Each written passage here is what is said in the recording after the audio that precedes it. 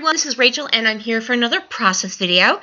Now today I'm using this photo, and this is a picture actually of my car where I park on the street, and I'm just looking through the paper, seeing what I've got that I think will work with this.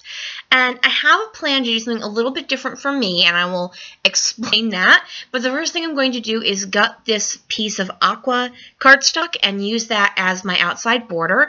And then I grab this piece of crepe paper, notes and things, floral paper called With Love, and that is going to be the main pattern paper I'm going to use. And I am just going to cut off a half an inch off of two different sides. Now, once I get that all set, I'm going to go ahead and get that all glued down, and I'm going to go ahead and border my photo with the aqua cardstock I used as a border for the whole layout. But here's what I'm doing a little differently. You've probably never seen me do this. I am tearing my paper. It was part of a challenge for an online group I belong to, and the only way I was going to tear paper was against a ruler, because it's not like I've never torn paper before. I have, but it's not something I'm good at. So by using the ruler, I get much more of a controlled tear. So I'm going to do that with all of the smaller bits of pattern paper I end up using on this page. So I've used this layout style a lot this time around, using this February Scraptastic kit, and that is using vertical strips behind my photo. It's okay for me because, as I've mentioned in other videos, these aren't all going to go together in this like one after another in one album. So sometimes I end up using a similar design over and over and over again, but by using different papers and using different photos, it doesn't always go, oh, look, it's the exact same. Now, this is the Sweet Rose paper from Maggie Holmes Bloom, and that's actually from the add-on kit, but much of the kit is filled with Maggie Holmes Bloom. I wanted to cut out those 3 numbers because they kind of look like registration numbers, and since this happens to be about my car, I thought that was a cute idea to use that, and I'm going to use that in the upper right hand corner.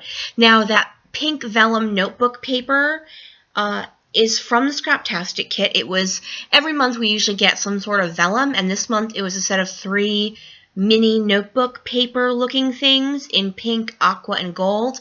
Oh my gosh, I wish we had like 9,000 of these. These were gorgeous. The minute I saw them, I knew exactly what I wanted to do with them, and it is what I did with them in all 3 layouts I used them. I used word stickers to go across them, and it just ends up looking so cute. So I go to use that little trim of what I ripped off and immediately realized, no, I don't want to do that. You ever do that where you put something down your pants, you're like, oh no, that was a bad choice.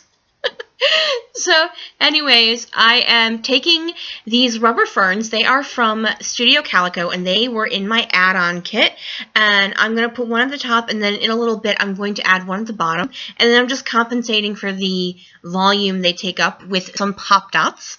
So I'm liking the way this is looking, so I'm going to start to glue stuff down. I get my photo glued down, and then I'm going to remember that I wanted to have that notebook vellum piece within the layers, so I pull it back up and get that down. And now I'm going to add the word stickers that I had, that I thought about adding, and so I found ones that would work for this layout. This layout's a little odd. It's kind of one of those stories you tell because it's funny and odd, and not because it's like super important. So we'll get to that when I come to the title of my page. I will apologize right now. The very end of my layout did get cut off, so I do a full page photo, and I'll explain what I did after the video ends. So I get those registration-y style numbers glued down, and I cut them apart and then glued them with a little bit of pop dots, just give them some depth, and then I use that other die cut underneath and the die cut to the left just to create a little area.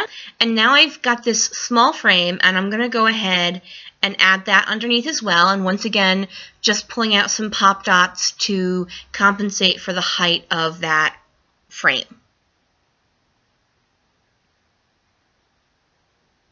I really like this layout, even though it's one of those that are what would be considered inconsequential, but it's something that happened, and it's one of those stories I like to tell because I think it's funny. It's it's one of those stories that you don't believe it's happening, and then when you tell someone else, they don't believe you either. So anyway, so I'm going to start right now getting ready to do my title. And this is going to be one of those super long titles. So I got my first word laid out with a ruler because I'm going to be using several different font stickers. So I wanted to make sure everything lined up. And it's not perfect. It never is with me, and I'm okay with that.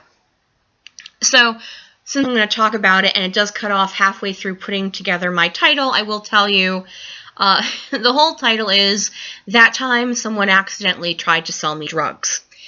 So my journaling is about the fact that I used to have to park, not used to have to, I used to park in a sketchy area. I have been upgraded to a new parking lot, so I no longer have to park there. But timing-wise, it worked out for me better to park on the street than to park on the lot that I had to take a shuttle from. So anyways, on a Friday afternoon, this car pulled up really close to my car as I was leaving, and I'm like, what is this person doing? And he took like one look at me and like indicated for the driver to drive away, and they only drove up about 3 cars to another small car that was parked, like I said, 3 cars ahead. And then I saw, yeah, that guy sold that guy drugs. I'm like, that guy was going to try to sell me drugs. Okay then. So like I said, it's not a super important story, but it was super funny. So let's talk about the layout while I've got some time, because I don't have a lot of it.